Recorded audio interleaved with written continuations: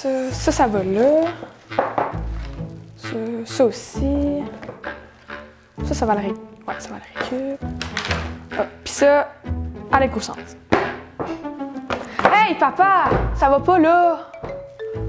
Bon, c'est pas tout le monde qui a des heures à consacrer comme moi pour trouver le contenant de nourriture qui a le moins d'emballage à l'épicerie. Pour s'informer à savoir si chaque matière résiduelle va au recyclage, mais en même temps, chaque Québécois envoie en moyenne 700 kg de déchets vers le dépotoir chaque année.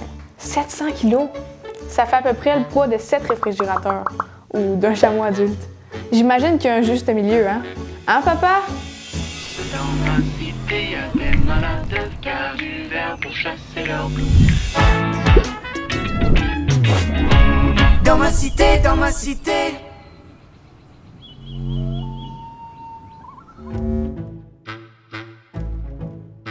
Pourquoi réduire ces déchets? Bien, la première raison, c'est pour utiliser moins de ressources et d'énergie. Toutes les matières qu'on achète, que ce soit un téléphone cellulaire ou un petit emballage de plastique, ça a pris beaucoup de ressources et d'énergie pour les fabriquer.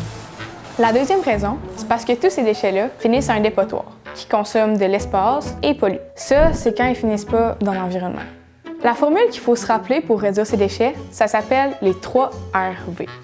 Le premier R dans la formule, c'est pour réduire. C'est la première étape. C'est la plus bénéfique pour l'environnement.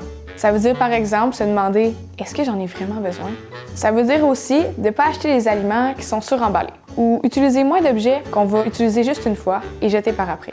La Ville de Lac-Mégantic offre d'ailleurs une subvention pour l'achat de matières réutilisables. Ensuite, si on se retrouve quand même avec un déchet à disposer, on passe au deuxième R, réutiliser. Est-ce qu'on peut réutiliser ces plats de plastique pour une prochaine fois? Peut-être faire quelque chose avec ce vieux morceau de vêtement? À Lac-Mégantic, la ressourcerie du granit sera heureuse de récupérer vos vêtements pour leur donner une deuxième vie. Alors réduire et réutiliser, ce sont les 2 premières étapes pour réduire ces déchets. Mais ça arrive qu'on doit quand même se débarrasser de certaines choses. Comme ce contenant-ci, je l'aime beaucoup. J'ai essayé de trouver plein de façons de lui donner une deuxième vie, mais...